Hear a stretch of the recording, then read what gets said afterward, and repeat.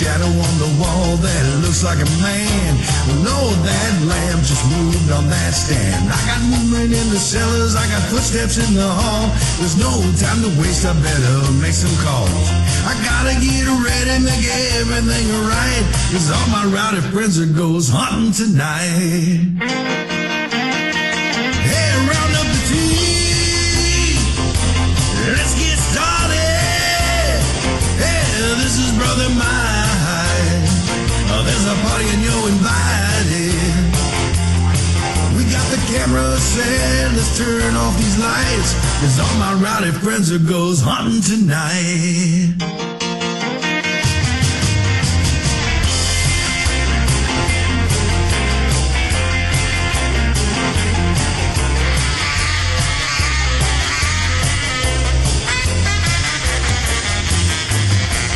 This old house has a long history. It should be real, real good for activity. And we got the house wired for sound and got motion alarms setting all around. Got a box full of batteries ready to go, and everyone's itching to start this show. Got our logo tees, driving black SUVs, and that one bald guy with a slick goatee. Hey, round up the team, let's get started. Hey, this is Brother Mike. Well, there's a party and you're invited. We got the camera set, let's turn off these lights, 'cause all my rowdy friends are goes hunting tonight. Hey, round up the team, let's get started. Hey, this is your big brother Mike calling. There's a party and you're invited. We got the camera set, let's turn off these lights, 'cause all my rider friends are goes hunting tonight. That's right. Go get 'em, boys. And welcome everybody to PEMA TV. Welcome to Friday, October 12th, 2012. Yeah, not quite Friday the 13th, but close enough. Pretty close. Absolutely. Been a very interesting week. Yes, it's been an odd week. Getting much closer to Halloween. And getting much closer to going and playing with Mary in Gettysburg. That is very true. And Lady V. I know. But here on PEN, I do have some exciting news for everybody that we did hit this week. If you go right up here above our heads, let's keep my finger where you can see it, right up here above our heads, the buttons above our banner on the website, you'll see a World TV tab. World TV is basically where you can find all of our archive shows and some special stuff that we're only showing over there. But we did get word from World TV this week, out of the almost 350,000 channels that they have now, PEMA TV is now, or Para Encounters Network is now ranking number 26. We were 28 2 days ago. Yeah, we are 26 out of a little over 350,000 channels, and I am very humbled by that. And thank you. We like to thank all of our viewers and our listeners for that. We really appreciate it. Absolutely, you guys rock. Without you, we wouldn't be us. Yeah. We really appreciate that. I mean, and our show hosts are top notch. They work really hard. I know some of them may do a really good show, and as soon as that camera goes off, they're puking in a trash can. I mean, they are. We got some troopers over here. So, going to be a whole bunch of stuff coming. Please, once again, go up to the buttons up top. Check out the store tab. Stuff is a changing over there. If you have a product or a service that you'd like to advertise over there, give us a call. Look us up on Facebook. That's legal. Oh, and by the way, if you want to be a stalker, if you really want to work on your stalking skills, practice here on PEN. Go right below the chat room, and there's all of our social media buttons. Practice following us and work on your stalker skills. And if you really want to stalk, send me an email. I'll give you his address. All right, guys, but tonight... Oh, we have guests. Yes, we do. You threw me there for a minute. I hope. No, that's just some weird noise. Anyway, our guests tonight are from the Skeptic Edge. I hope I pronounce this right. Joe Cauto and Cale Kelly. Gentlemen, are you with us? We are here. Yes, we are. Awesome. Did I pronounce it right? No. But No. Close. Oh, well. Actually, it's Kudo. Kudo. Well, it's C-O-U, it's O-U-T, it's Cauto. Okay. Joe Kudo and Cale Kelly. Joe, I feel your pain. Our last name is Reisinger, so trust me, I've heard a few unintentional mispronunciations. Let's put it that way. I've heard unintentional mispronunciations from farmers. So I've heard some intentional mispronunciations too, and they had a lot fewer letters in them. Yeah.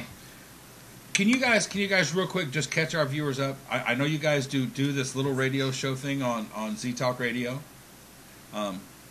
Could you catch our viewers up on what got you started doing that? Go ahead, Joe. Cale? Oh, you want me? Okay.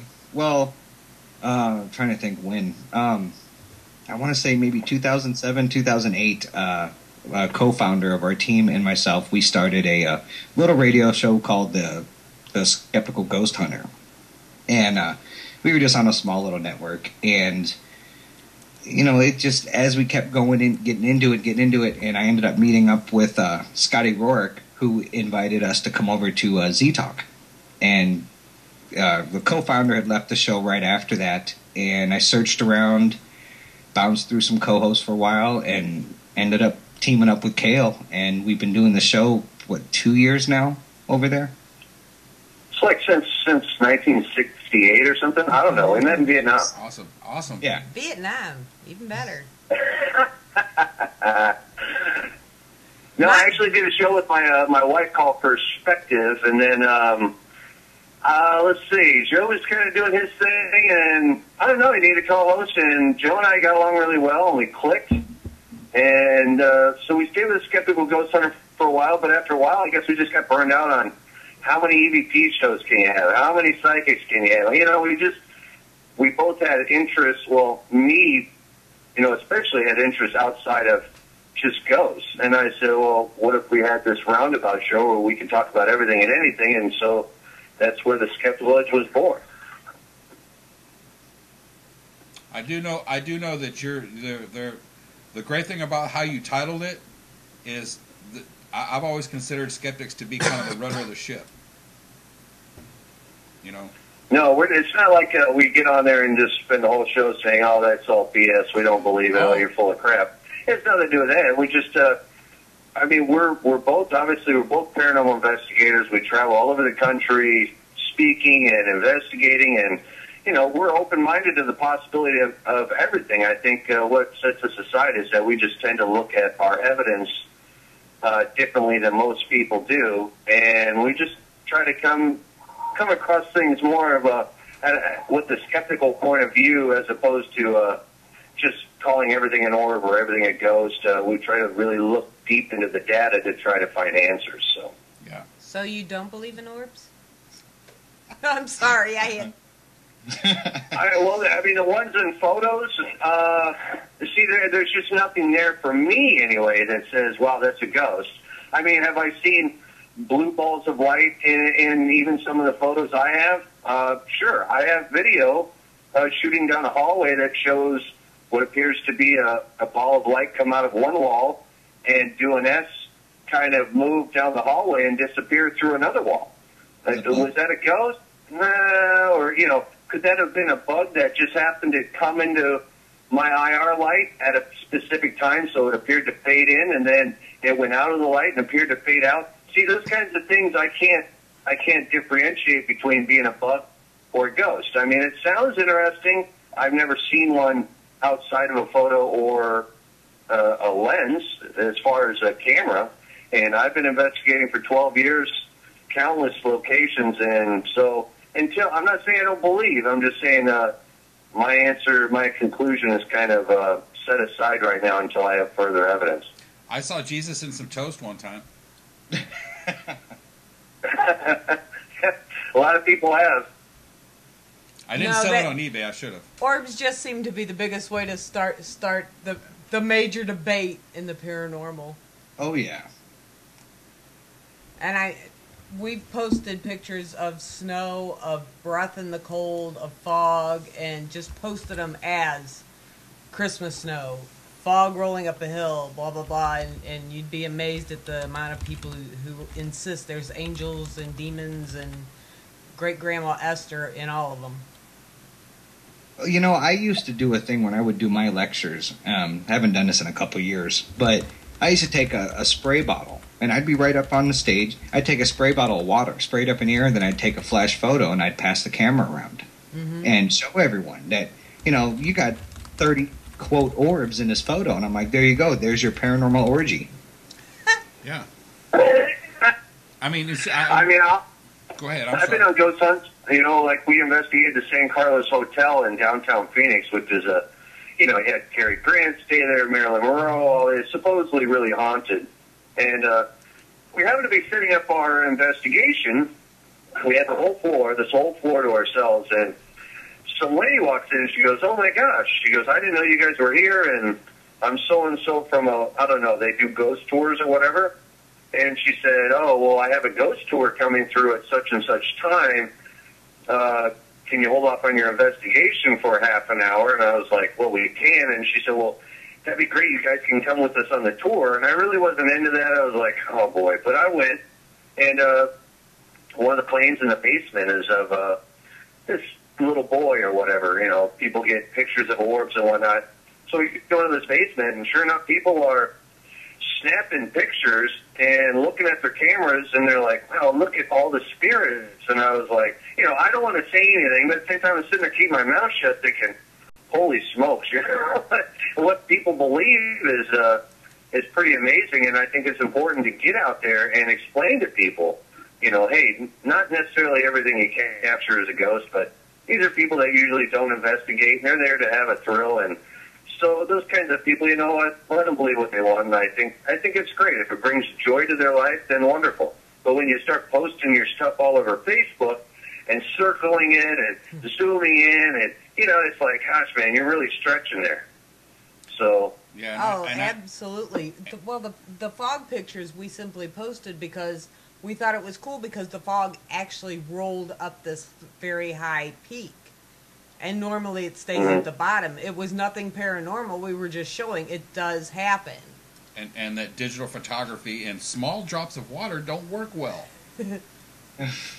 I mean, seriously, guys, we posted, and we've told this story 1,000 times, but I'll tell it again. I posted a picture on Facebook in an quote-unquote orb group. Okay? This is the other end of the spectrum. Okay? They're not absolute cynics and non-believers. These are the devout believers. These are the lemmings that will gladly jump off the cliff if the orb told them to. And I've posted a picture in there. It was taken in 20-degree weather with me smoking a cigarette outside in a snowstorm. Okay? And I put underneath there, smoking outside in cold weather, snowing. There's 14 people that hit after with comments. "Oh my God, can you see the Archangel Michael in the one up above the right? Oh my God, do you see all the ectoplasm on the bottom of the screen?" And the only thing I typed back in there was facepalm. I mean, because you can't, you guys have done your show long enough to know that you get a true absolute believer on there, they will argue until their last breath. Oh yeah. And you can't explain. We don't usually get a lot of debates though on our show. I mean, a lot of times, Joe and I don't have guests. We're pretty good at carrying a show. I mean, we do occasionally, but the people we've had on, they don't usually debate a lot of stuff. So I guess I'm pretty thankful for that. Well, we haven't really had any guests that want to debate. It's just Facebook. Yeah. Oh, well, that's the worst right there. Facebook is the devil. Because, I don't know how many people I've been blocked by, because you see these photos, and someone, I was talking about this just the other night, someone posted a photo one time, and I said they were out in a cemetery. It had rained that morning, but it wasn't raining when they were out there, and there's all these orbs, and they said, what do you guys think? right there, you open that up, get ready. And, most people were very polite about it, but they were giving out logical explanations. And I did the same thing, and I said something about, checking for moisture. And I pretty much got called every name in the book and was deleted and talked about for a while. So I was like, you know what? Have fun. Yeah, people, while I would love to be able to say that there will be paranormal unity one day, there never will be. I try to preach paranormal tolerance, because tolerance is basically just knowing when to shut up. If we had paranormal tolerance, Facebook would not be making billions of dollars in advertising, because there wouldn't be any drama, there'd be no traffic on the site.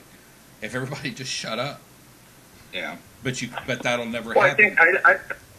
I don't think it's possible to unify everybody, but I do think paranormal unity is possible in small groups. Yes. If you want to use the word unity as a cliche, so to speak. But, I mean, there's nothing wrong with finding 2, 3 local groups or even friends of yours that investigate, and you network together. Perhaps you're lucky enough to be close enough to investigate some locations together, share your data together, toss around ideas. I think that's what it's about. But there's no way to bring everybody together, because there's just too many people.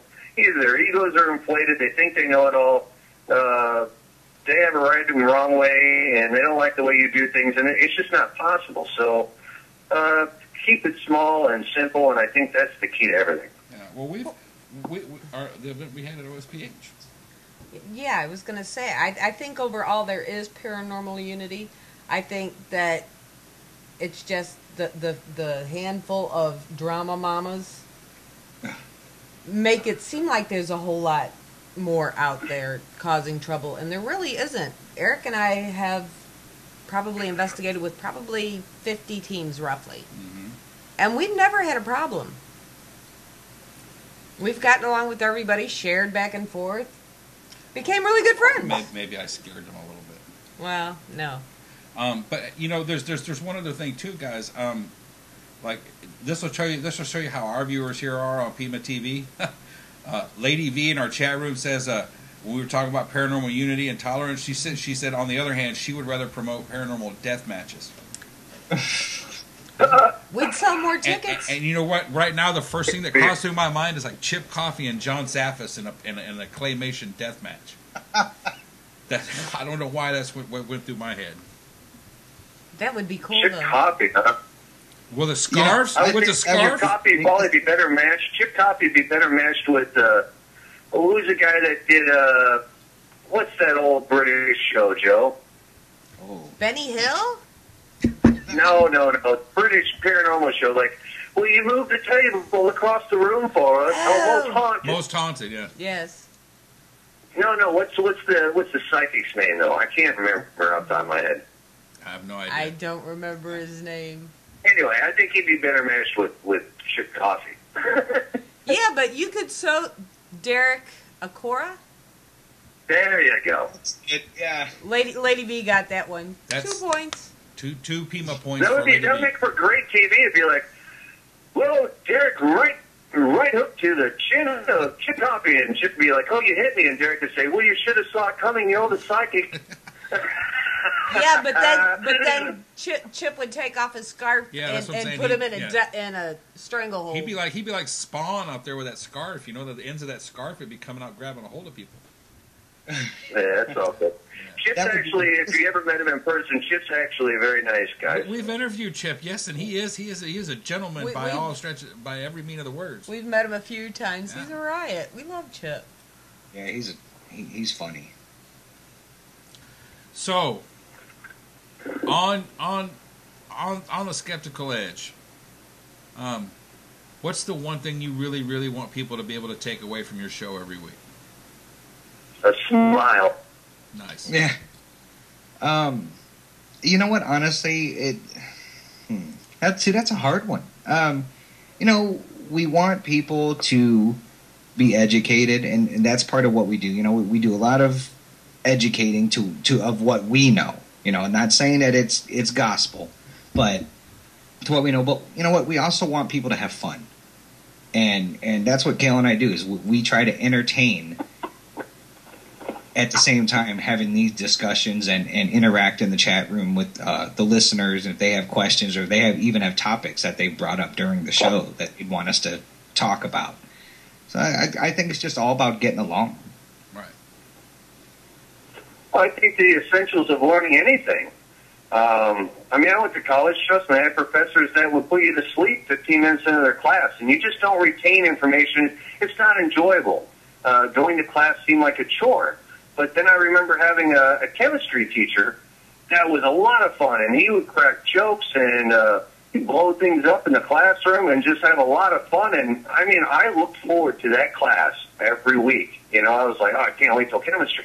What are we going to blow up today? Or, it was always something fun, and I think the same applies to any type of show. If you can't bring your listeners some kind of entertainment and make them smile and laugh at the same time, bring some informative information their way, well, they're going to keep coming back because the show's, it's entertainment, and people like that. And that's why I said, I want people to walk away with a smile and think, gosh, those guys are funny. I love that show. Yeah. Absolutely. We need to get you guys over here on PEN because that's what we've been trying to do since we went on air. We're trying to make people think. I've told people before, I don't care if I have millions and millions or millions of viewers. I'd rather have 1,000 people that think come and watch me. You know what I mean? Because those 1,000 people that think are going to be the ones that take action. You know what? Well, absolutely, and I think it's a matter of having fun. Yeah. Well, yeah, you can always have fun and bring a good time to stuff. It's just you, like you said, you want people to think. You want them to be entertained. You want them to stick around. You want them to want to come back, but you also want them to be able to take something away and something to think about until the next show. So I totally agree. Yeah. And that's what I tell people, because I'm even more skeptical than Kale is. But and it's when we're out speaking or even doing our show, we don't want people to become non-believers. We don't want people to become believers. We just want people to become thinkers. Amen. You guys have no idea how refreshing it is to hear somebody other than us say that. It's it's refreshing. Well, I think that's what it really boils down to is when you look at the majority of groups out there, and I'm not saying all of them, but I will say the vast majority of groups, if you really sit down and have a conversation with them, and you say, well, how long have you been investigating? They're like, well, I started investigating, it's been about 10 years now, but if you really tell somebody out of all that time you spent thousands of dollars in equipment and all the trips you've taken and hotels and everything you could possibly imagine, what did you come away with? Oh, well, man, I've got, I don't know, half a dozen, maybe 100 EVPs, and they got some great photos, and, well, what are you going to do with that? And people are like, well, what do you mean? Well, have you ever wondered why you got that kind of information, and why you got that photo, and why was that EVP so whispery? And most people don't think beyond anything. They just listen to their audio, and they're like, well, I got an EVP, and that's it. It's guaranteed to kill a mouse. Just push down the lever, and it does the rest. Nothing to see, nothing to touch. You just throw it away. I'm not sure what that is. Defend what's Hello. Wow, that was weird. What are you watching, Joe? I don't. You know what? It had to have been on something on mine because it just booted me out of the chat room. Wow. Well, anyway, He called that we're still 900 on air, number. so He called my that. what got me to dive deeper into this was, I tend to be kind of a techie kind of guy. Like I said, I'm an engineer, mechanical though. I design and develop things, but at the same time, I still have to have a solution to every problem. I have to figure things out. So I have to think very analytically about certain problems that may arise and how things are going to operate in their, what their function is going to be farther down the process or down an assembly line. So I would get this EVP, and I immediately came home and said, why didn't I hear that? Why did this audio recorder pick that up, but I couldn't hear it when it happened? It has to be at some lower frequency or something. And I didn't know much about investigating, so that's when I started really reading and doing research on frequency ranges. And then that's when I said, the human range of hearing is, between 300 and 3,500, or the range of hearing is 20 to 20,000 hertz. Human speaks at 300 to 3,500, but this EVP was at 65 hertz. Mm-hmm. and then I started looking at, what range did the audio recorder record at? So then I started really paying attention to the frequency ranges of the EVPs I was capturing. And as I started to notice that the majority of them fell into the ELF range, I started thinking about, well, man, I bet you, I could design or develop or even build a piece of equipment that will better enable me to capture EVPs. And maybe if I can find this sweet spot frequency, if it does exist, maybe I might find an answer there. So I started diving deeper into the data, just like pictures. There's a lot that goes into photography, shutter speed, different variables, different cameras, lighting, settings.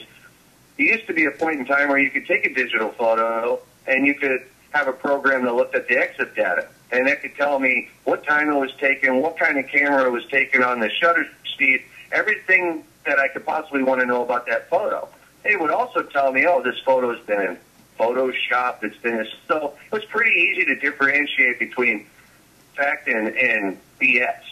But nowadays, it's becoming so hard because now there's even programs out there that you can edit the exit data. So for me, photography, you want to walk around investigations, you want to take your initial shot, your control shot, and all this stuff. But for me, it doesn't stand up to a healthy debate because now it's so easy to fake so much of this stuff. I think the only real thing left that is hard to really debate is the audio, and I think any investigator will tell you 90% of the evidence they capture is audio. So that's why I'm trying to stick with that right now, and then maybe when I get bored I'll move on to video, but I'm pretty stuck on the frequency thing.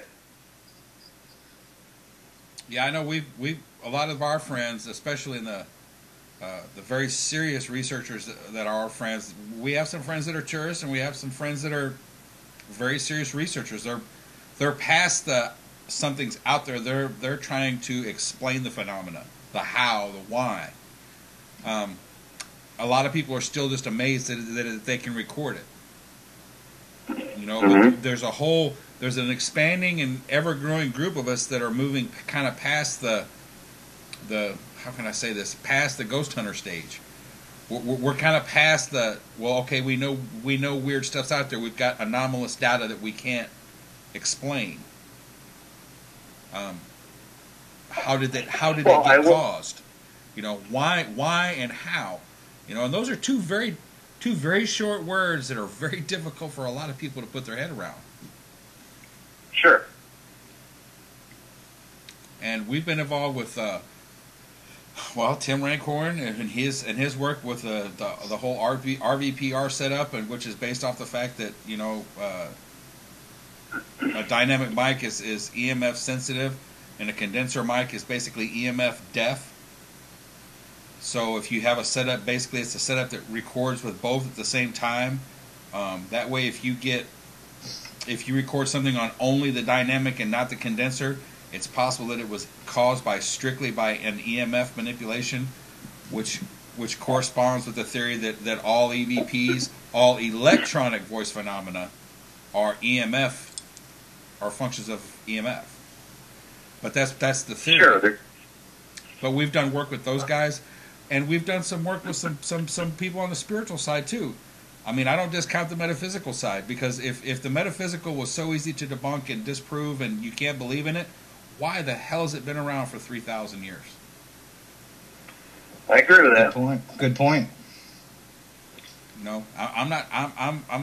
I got a huge rotten head or basketball for a head, so if it doesn't have a little bit of brains in it, it's a waste of space. But I know there's been a lot smarter people than me on the planet that could have, if it was so fake, how can you discount it? Now there's charlatans and fakes and everything. We know that. Well, there's scam artists on every corner, whether they're selling you a lemon of a car or trying to screw you out of milking your bank account for money. I think as far as this field, there probably wasn't a lot of, maybe back in the day when you think about, when they used to free tea leaves and all that stuff, and what are the Fox sisters? Is that them, Joe? Mm-hmm. Yeah. Yeah. You've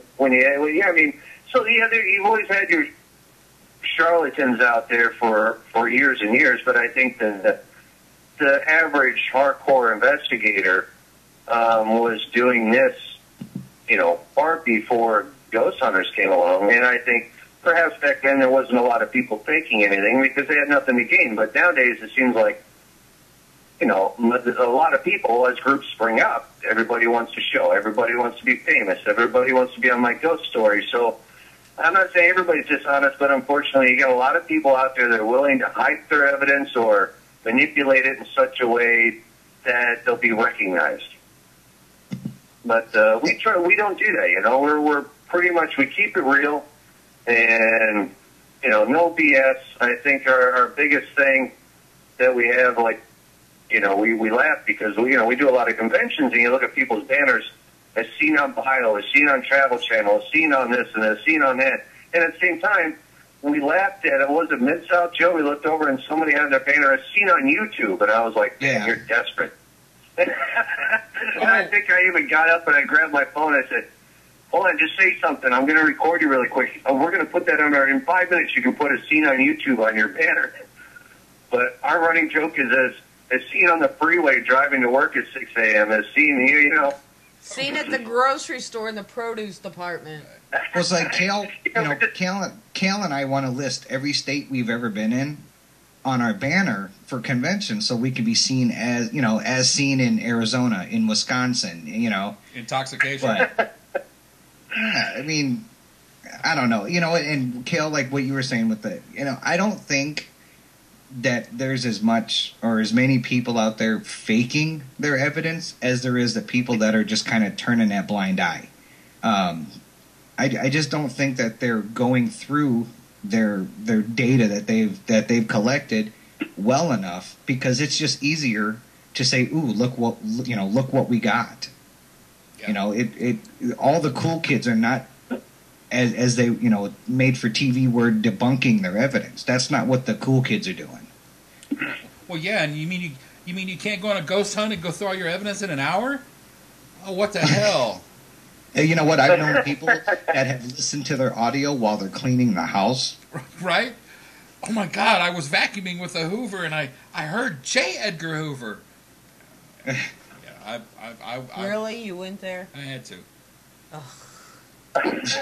But I mean, a perfect example of what you guys are talking about, Kim and I have personally experienced at the Hen House meet and greet 2 years ago. Yeah, there was that. I mean, now I think you guys will agree the Paranormal Field has kept the business card, the trifold, the banner, the T-shirt, and the trucker cap industry in business. Plus energy drink people have kept them in business for the last at least 5 years. But we went to Hen House. There was a team there that had a pavilion. They had an 8 or 10 foot little Walmart table. They had I think it was a 12 camera DVR setup that they had laid out on this table. They had, I think, 6 digital voice recorders. They had an SLR. They had a couple of smaller. They had 8 of something. Digital cameras. Oh, eight of the ghost boxes. Yeah, 8 different ghost boxes laying around. You know, various other stuff on this table. And you walked up to them and you talked to them, and they said, I said, you know, this is a pretty impressive amount of equipment you got right here. And the first, you know, how many investigations have you guys done? They said, you know what? We just got all our stuff here. Oh, by the way, here, have a trifold and a business card. And we're doing our first investigation tonight. Yeah, tonight. Yeah, we're excited. Well, at least to get their gear together, I guess, first. I don't know. But, I mean, everybody's got to start somewhere. You know what I mean? But, I mean, that's just... No, I think it's fine. I think we all started somewhere. So I think that's a beautiful thing to see people out there investigating and getting involved and getting started. At the same time, I don't agree with the people that are just getting started and jump right into doing residential cases. I think you open yourself up to a mess and you find yourself facing questions that you don't have answers for, and then the next group that has been doing it for a while has to come in and clean up the mess and listen to the horror stories, and it's just kind of bad. But our group here, which I really enjoy doing, like tomorrow actually, we have a library presentation. We have a deal with the state library program around October, usually September, October, November. We do these library presentations. And we have a whole PowerPoint we do, and they're free, and they're open to the public, and it's pretty much a ghost hunting 101. I don't sit there and pretty much tell people the right and wrong way to do things, but it's more or less how to go about forming a group, how to go through your evidence. I do go through the right and wrong way to take photos. Don't take photos in the snow, the rain, just common sense kind of stuff like that. But the turnout that we get, I mean, we've had 170 people come to some of these. Wow. We've had more. We've had people come to whole conference rooms, and they had to turn them away because there was too many people in the room for the fire code. But, I love doing these presentations because we get an influx of people that come up after the presentation. And, we lay out our equipment because people want to see what you use. The average person that comes to this, they don't know anything about it. Maybe they watch the shows and they want to see some of the gear. But we get a lot of people that want to come up and show you their pictures, and they need your advice, or they need this or that. And I think that's what's rewarding is meeting all these wonderful people that are really interested. They have a drive to want to learn more and to perhaps get out there. And so I think the only way you're going to weed out some of these goofball people out there is through education. And that's why we kind of do these presentations around the state. But like I said, we don't make any money for them. They're free presentations. But, you and I and Joe, we all know how expensive this hobby is. And it is a hobby, well, for some. But so if somebody's selling some shirts or whatever to kind of offset the cost of doing something, well, I don't blame them for that necessarily. It's the people that go on my ghost story one time, never having investigated a single place, and suddenly they're on this paranormal convention circuit traveling all around the country and speaking to people about the paranormal. It's like, well, dude, you were on one show. What are you know what I mean? Well, so I don't know. Joe, and I have to ask you guys this, if you would, when you have your next banner made, please, on the very bottom of it, put "as seen on PEN." Please put that on the bottom. Yeah. Can you put that on the bottom of your banner? That would rock. We can do that. I think it's great that we have that on our banner. Of course, it's on the backside in a Sharpie, Sharpie, but it yeah. does say "as seen on PEN." Yeah. I think it's great that more people are getting involved.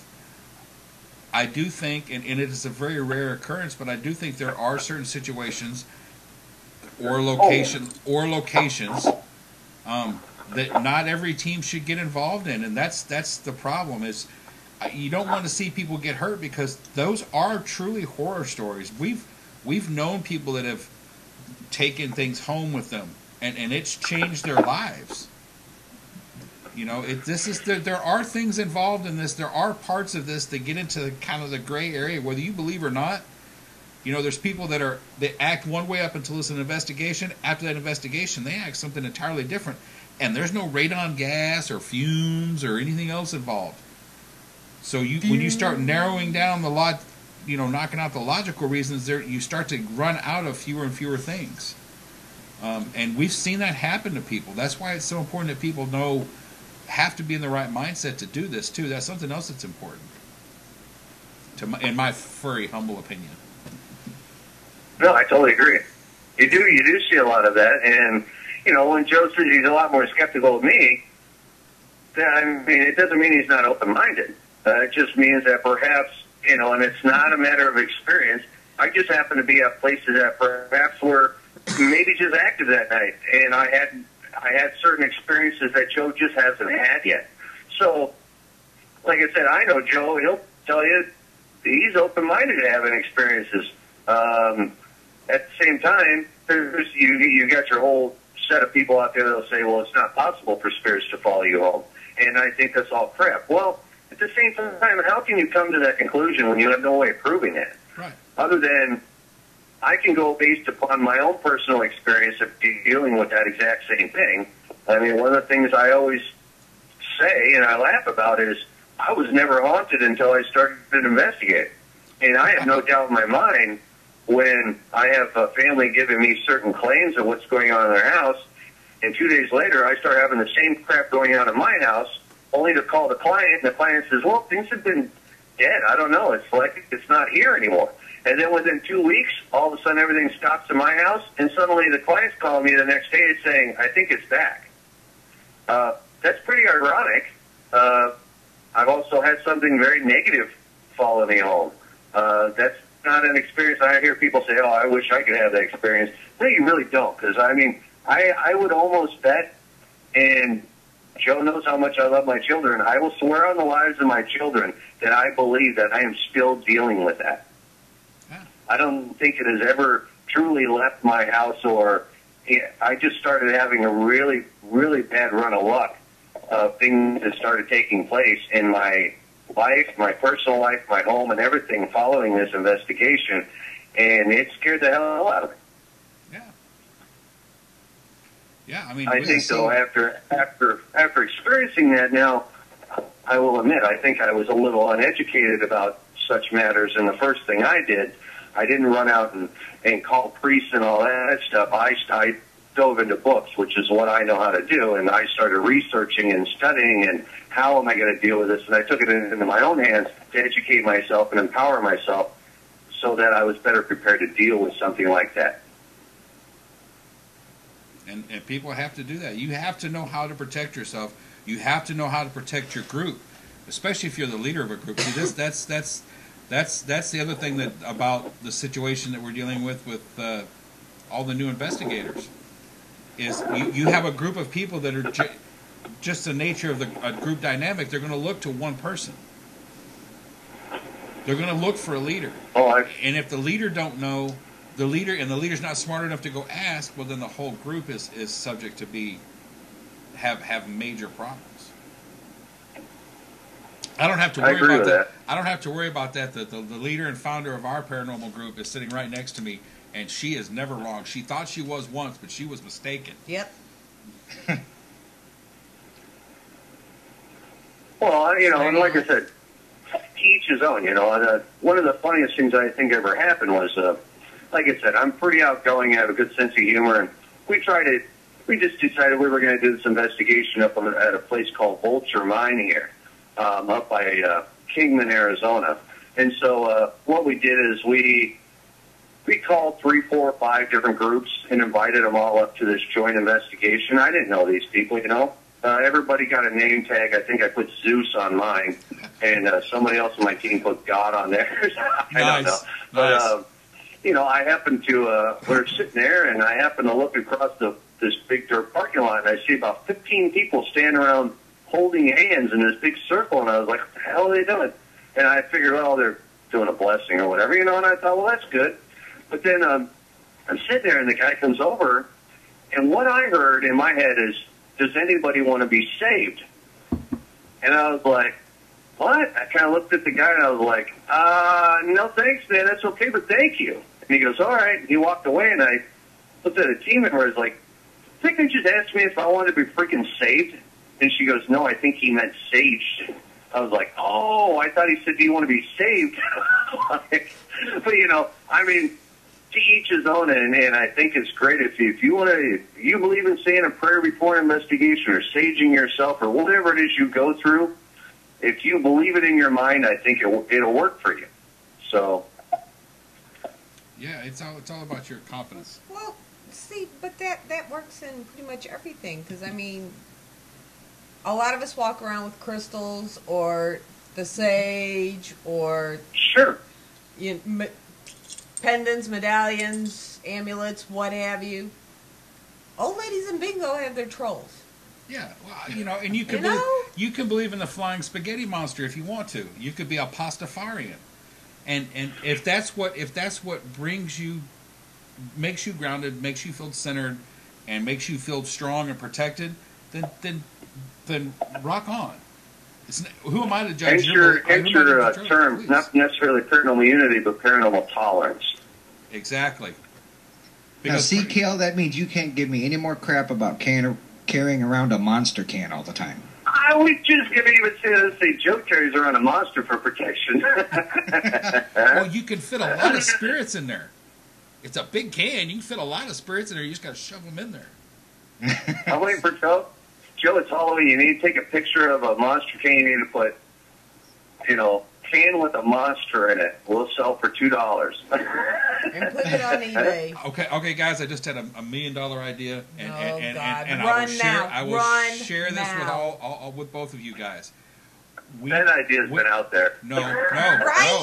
For all the missing paranormal investigators, we could get them to put their picture on the monster cans. There you go. That's $1 million idea right there. Or the back of a coffee cup. Have you seen this paranormal investigator and put somebody's picture up there? On the back of Dunkin' Donut or Starbucks coffee cups, too. Well, yeah, but see, You know what? I will be on Photoshop tomorrow. nice. I think And that's you're going to be the one missing. That's fine. That's fine. But I mean, that would be that how you want to find kids. What do kids need? Kids need milk. You want to talk paranormal investigators? They need either coffee or energy drinks. And getting people to put your picture on Maxwell. I guess we could try to do it with Maxwell House too, I want a coffee sponsor. right? Except for that. There you Except go, for Joe. the, You can put my picture on there. except for the cat poop coffee, I don't really want to be associated with that cat poop coffee. The civet coffee or whatever it is. It's like $9,000 an ounce or whatever. Oh yeah, that's not cat poop. I can't remember what it is. It's some kind of. It's like a weasel. It's like a weasel or blended something. I don't know. That's right up there with booze though too. So Yeah. It's called a something cat, but it's not a cat. Civet or whatever. It's like a big weasel. Anyway, I'm just saying that would be a great idea. And I know you guys had both just mentioned about something very important about people. And how important it is, how great it is to see new people get involved in the field. Personally, and I'd like your opinions on this, I think that no matter what equipment we have, this field still boils down to the people. the best tool you have in your equipment case is it's not any kind of gear you're carrying. It's your mind. Yep. I totally agree. And the second and most important thing you'll carry is a pencil and a piece of paper. But a lot of people don't understand that either. Well, people also need to realize that the most harmful thing you carry in your bag is also your mind. So you can make some pretty bad choices, and hence that's why. I guess what kind of drove me to start doing a lot of these presentations, it wasn't so much that because I've done so many residentials that time and time again we'd get these calls. Well, we had this group in here, and they told us we had demons, and and now the family's terrified. They're not living in their house, and I was sitting there thinking, God damn it. When are you going to come into somebody's home and tell them this kind of crap? Fill their head full of garbage. And now they're so scared. They're ready to move, ready to, uplift their whole life, take their kids out of school and move somewhere else. That's horrible. It was partly was that. And the other thing was I started seeing this influx of people breaking into buildings. Yeah. And suddenly you'll hear, boy hunts ghost, dies from fall. Yep. People going to locations and dying because they're doing things they probably shouldn't be doing, going into abandoned buildings. Maybe a stairwell collapses and they fall to their death. I mean, when people start dying and people's lives are getting damaged, well, that's a pretty big reason to get out there and try to start educating people. And I really wish I could see more and more groups doing that. Well, get out there and try to help people and try to guide them and just show them, don't go into an abandoned building. If you investigate with 3 or more people. That way, if somebody does get hurt, somebody can stay with them while the third person goes and gets help. Don't wander off by yourself. Just the common sense stuff. Well, we had discussed this on a show a while back about parapolicing. You're out one night, Saturday night, say you're not necessarily on an investigation, you're out to dinner with your wife, your girlfriend, what have you, and you go by a cemetery and you see a bunch of kids playing around in there. They get into this whole debate on whether or not to call the cops. Of course, call the cops. If they don't have permission and they're playing around the cemetery, they're up to no good. How many? Yeah, perhaps, but I mean, that's typical kid stuff going into cemeteries. But yes, I mean, but if they're out there damaging stuff, or like there were a group of kids up in the Northeast somewhere who had broke into a building like you were talking about, and the cops showed up. And when the cops showed up, they all took off running. 2 of them, a guy and a girl, had run around the back, not realizing it was a cliff, and actually ran off it and killed themselves. Oh, wow. Yeah, see, it's terrible. So, I mean, if you that's see the kind someone... of thing that needs to stop. Parapolicing, I mean, if you happen to know that someone's up there and doesn't have permission, or see that something's broken into, let someone know. I mean, don't just assume, oh, well, the cops will find out. These kids could have been saved. Yeah. And see, that's something else too. Is a lot of the pay to hunt places. We are personally involved with OSPH, Old South Pittsburgh Hospital in Tennessee. Anything that they charge goes back into maintaining the hospital or being able to maintain the experience that you have there. They're not a for-profit setup. They're not making a huge chunk of change running this thing. And the reason I mention that is there are other locations that sink absolutely no money into the location, get progressively more dangerous to go into, and they don't do anything to fix it. Well, and they charge astronomically too. Yeah. I mean, OSPH, what is it? It's something like $60, $70 a person for an overnight, right, yeah. compared to some of these places that are $2,000, a minimum of 10 people, and you get 4 hours. Go. Well, see, and you know what? I think that's one of the major issues that we have now is because these places, because they can charge that much, because there's such a paranormal hype, so to say. I don't know. Kale and I are not big into the big paid haunts. Yeah. Well, neither are Kim and I. The great thing about OSPH is it's such a research facility because it's safe to be in. It's structurally sound to be inside. Well, and when you reserve it for your group, that's who's in there. It's not six other groups or, 12 events going on. When you reserve it, it's yours. It's actually as close to a research facility as we have because you can go there and go back to the same rooms. Same conditions. And you're going to have the same conditions. You can control the variables that way. That's why we love being associated with those guys. I was going to ask. Well, Joe and I actually met somebody. Well, I can't remember who it was. Mid-South.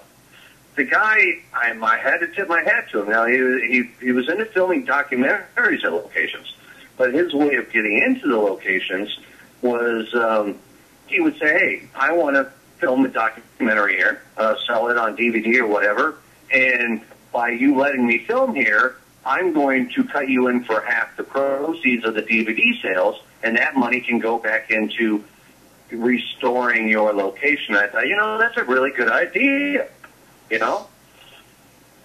I mean, I had to tip my hat to him. Most people just want to go film and they leave. But this guy was also about, hey, I'm getting what I need, and at the same time, I'm helping you out. And I thought, well, that's pretty nice. I thought that was a good idea.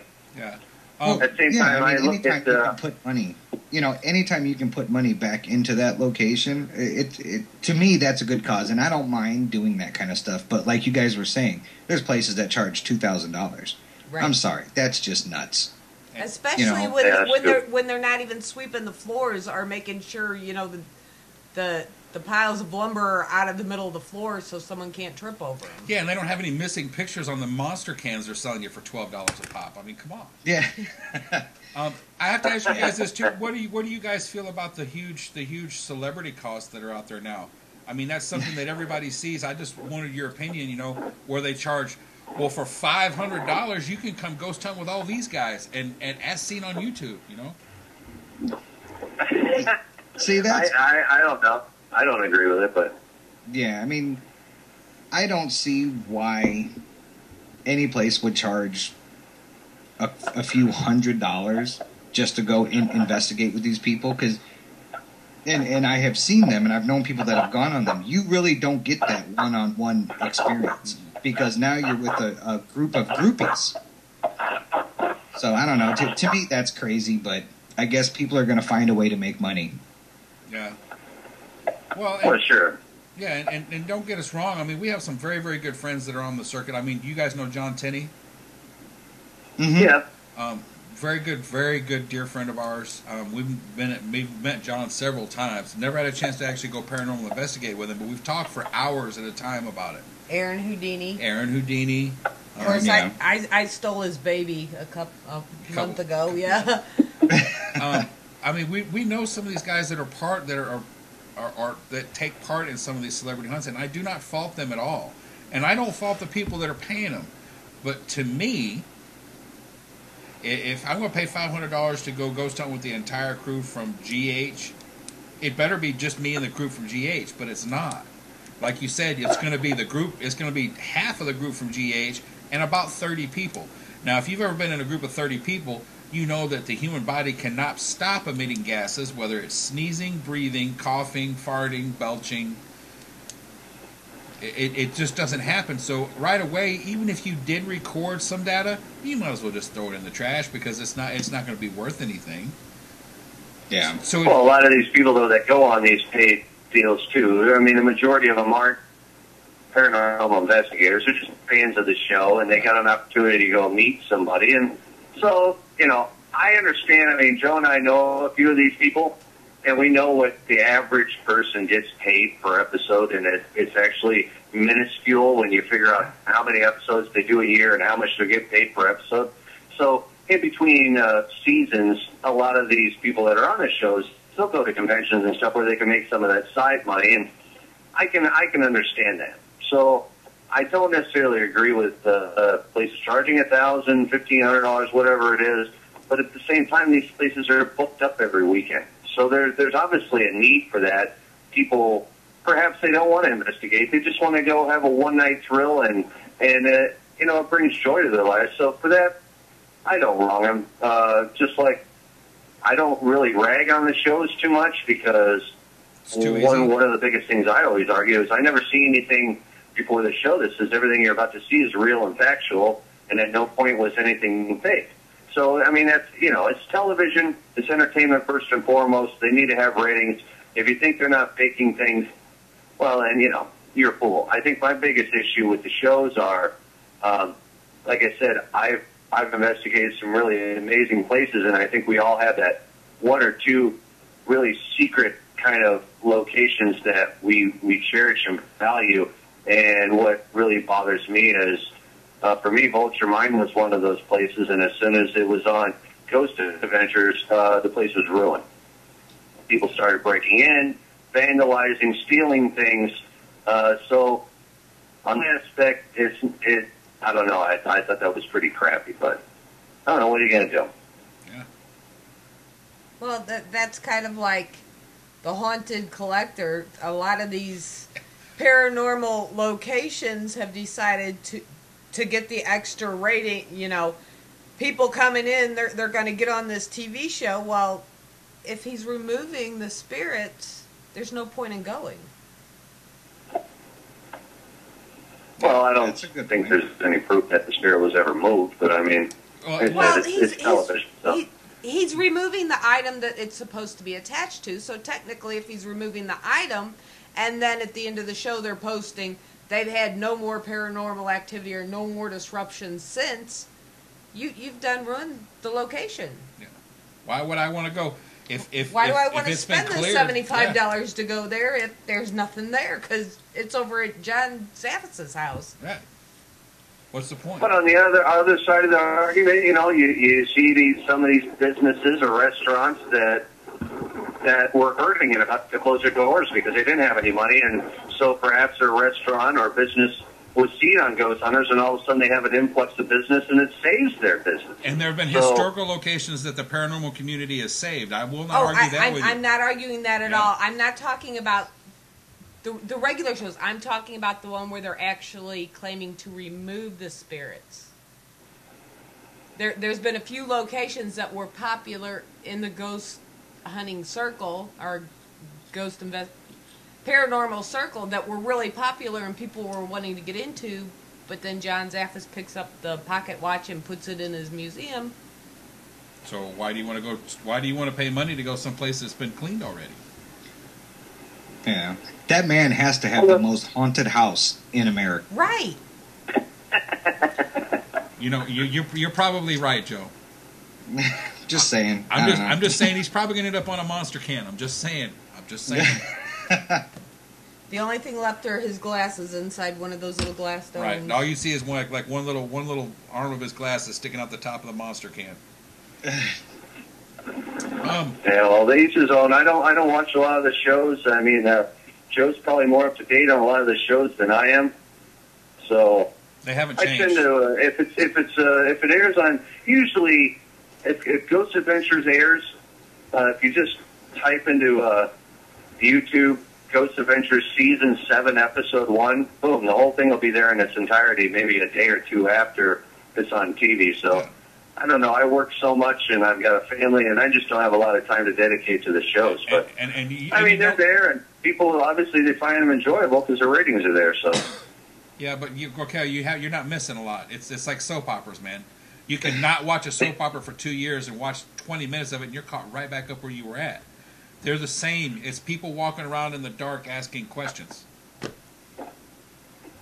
well, retroverting back a little bit when you were saying the longer you investigate, you start to get away from certain things.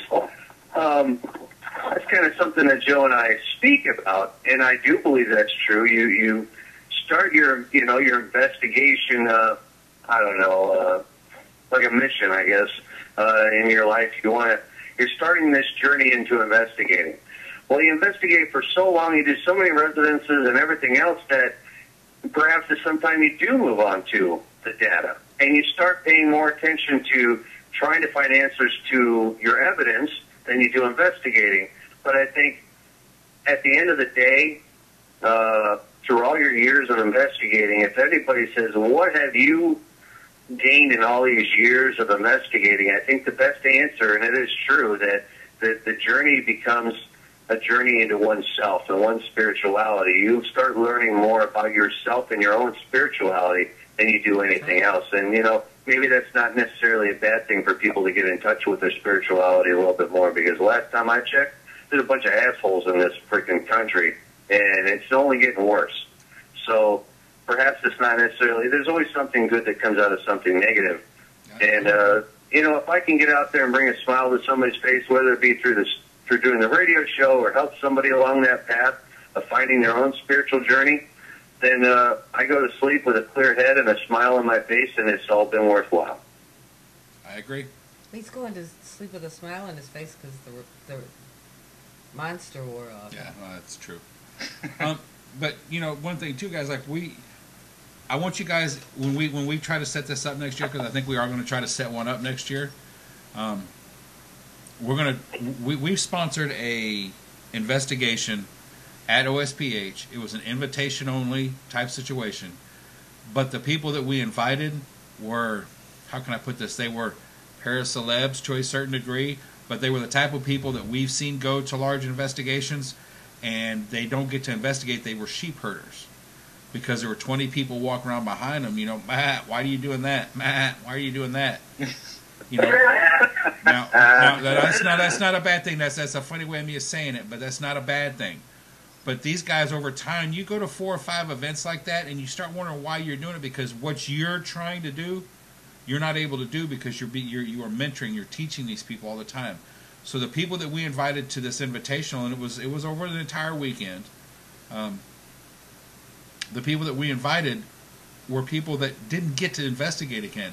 And to watch that group of experienced investigators get recharged again about what they were doing, because it was a free-for-all for them. They didn't have to teach They anybody. didn't have to teach anybody. They have to wait for any group to get out of the bathroom or... And when they paired up with somebody they'd never been with, they didn't have to worry about that person being professional or not. When we get a date set next year, I would love to be able to have you guys come join us if you would honor us with that. Oh, absolutely. Yeah, we'll be there. Because I think the biggest thing, I see a lot of... Yeah, thank you. I see a lot of these big things, at events, and tonight there's going to be a ghost hunt, and yeah, you're right, you get a lot of a whole group of people running around doing this and that, but I think the biggest thing that's missing in all of these things is I never see it, I would be the one, if I was hosting an event and there was going to be a ghost hunt, let's say in that location. Let's just, Joe, as an example, let's use a First Ward schoolhouse. I would want to know, okay, I'd have everybody, who all is going to be on the ghost hunt. We're going to have a mandatory meeting, everybody on the, in the, whatever, the vendor hall or whatever, and everybody that's going to be on that investigation that night, I would go over protocols. And I explain to people, a lot of you probably have been on investigations, so this is kind of redundant, but some of you haven't. There's certain protocols we need to follow. You know, if you make a noise, if you move, just say that was me. Just certain things that they should know, and so you can avoid a lot of that. People just walking around whispering, breathing all over the place, whatever it may be. I think that would be pretty beneficial to, you know, an actual group investigation. Well, no, it was, and that was the great thing about that weekend that we had is there's some people that for a long time they hadn't even, when they went to an event or to an investigation, Well, they didn't even bring their own equipment. Everybody who was invited was a seasoned investigator, had been in different locations. They were from 5 different states, and there was only 18 of us in a 67,000 square foot building. Yeah. Locked in for the entire weekend. We fed them. OSPH has bedrooms, has showers, has bathrooms. No need to leave. Yeah, that's the cool thing is you sleep in there. But it wasn't some newbies or some people who were wet behind the ears still. Everybody had their own experiments they wanted to try. We had log sheets for everybody to log everything, and We tried to do it the right way, but like I said, once again, the biggest thing that I took away, other than the fact, like you said, paranormal unity can happen in small groups. This is true. We've seen it. But the greatest thing, like I said, was to watch these guys recharge themselves. You know, they've gone and they've given presentations and they've talked and everything else, but to see them get that spark, you know, to see them go, well, you know, we could try this. And just the brainstorming sessions that happened, I mean, it was nice to see them recharge themselves like that again. Because that's, I think you guys will admit this too, when you stay involved in this field for any length of time, you go through peaks and valleys where your interest is high and your interest is low. Yeah. You know, and if it stays too low for too long, that's when you start seeing people, quote unquote, flake out or leave or just get tired of it. I agree. Yeah. I don't think my interest has ever really hit a low point other than if you investigate too much, you can get burnt out. I agree with that. If you get to the point that you're investigating so much that you're starting to get burnt, that means you're probably starting to get sloppy, and therefore you should probably take a break. yep. Yeah, but you guys are both powered by Monster, as seen on YouTube. No, I drink No. Rockstar, Joe. Who's the Monster guy? Oh, well, see, you've got Yeah. Rockstar and Monster. See, then you got it Did covered. you not pay attention? Joe put on Facebook as seen on PPN. Gotcha. I did. I posted it. Yeah, and Kale's a sellout. He went to Rockstar. Yeah, well, at least it's not pimp juice. At least it's not pimp juice. You know, I drink the sugar Rockstar. I don't know. It's just the one I drink. No, I'm not opposed to drinking Monster. I haven't, maybe because I'm just set in my ways. I need to start trying different flavors, I guess, maybe. I don't know.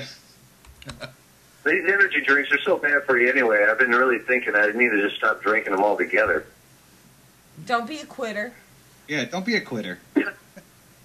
Quitter. Nobody likes a quitter. That's right. You know, I did notice somebody put a post on one of the groups I'm on Facebook the other day, and they were talking about how when you go to paranormal, you know, or you go to an AA type meeting and they have a lot of coffee and donuts. I got to thinking, that's exactly like being on a paranormal team.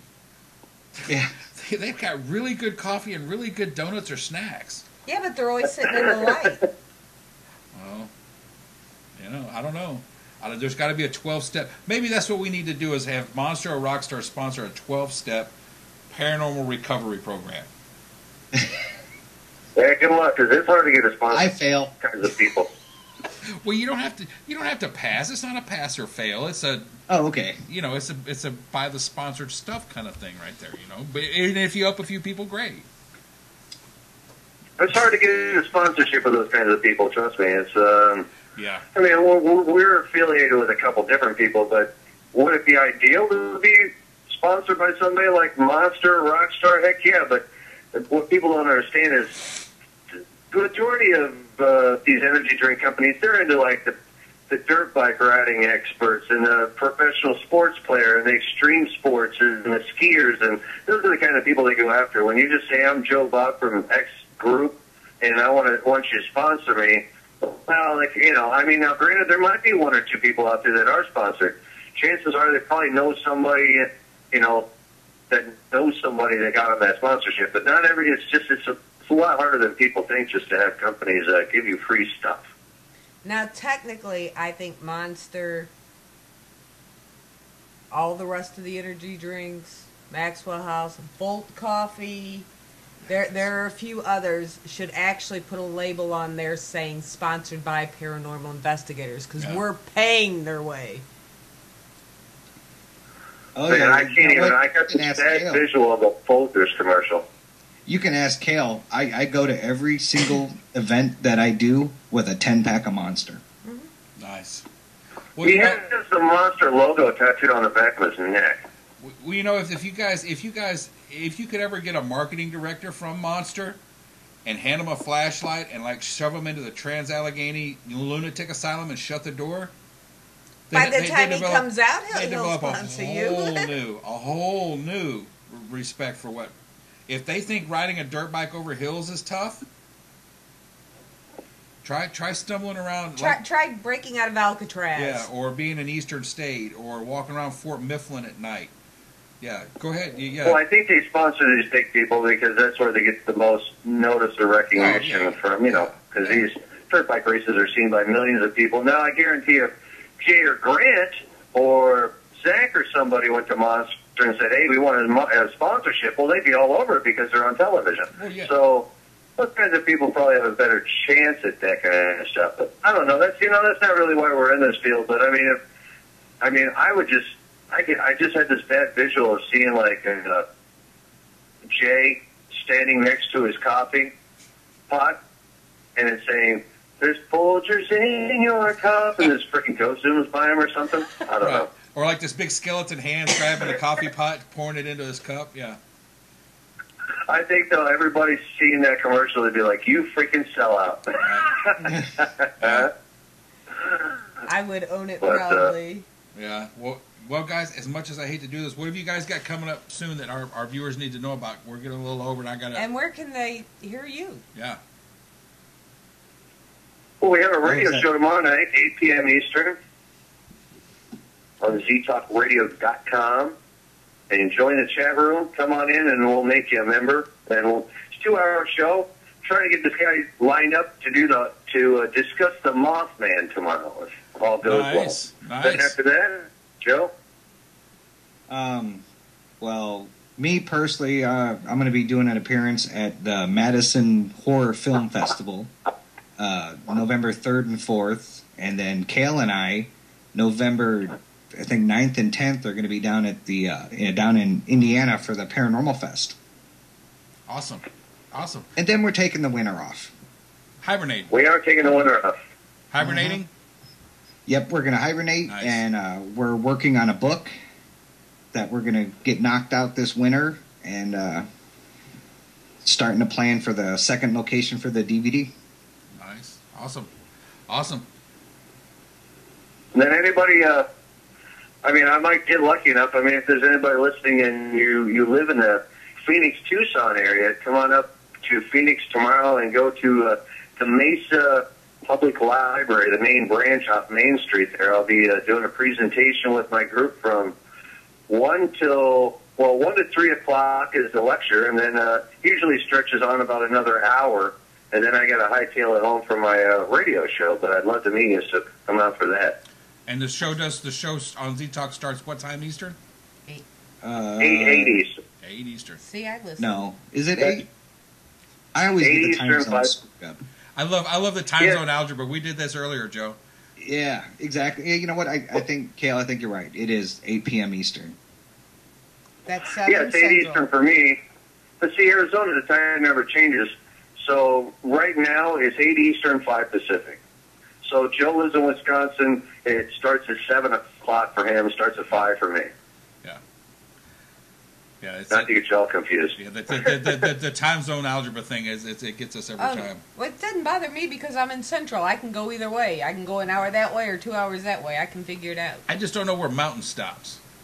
Mountain and Pacific. I don't know where Mountain and Pacific meet. I don't know. I'm still in the mountains here, so even though it's Phoenix, I'm surrounded by mountains. So, but you also got our website, the skepticaledge.webs.com, soon to be just .com, and then obviously find us on Facebook, The Skeptical Edge, or find you, and then off that you can find Joe and I separately, and so on and so on.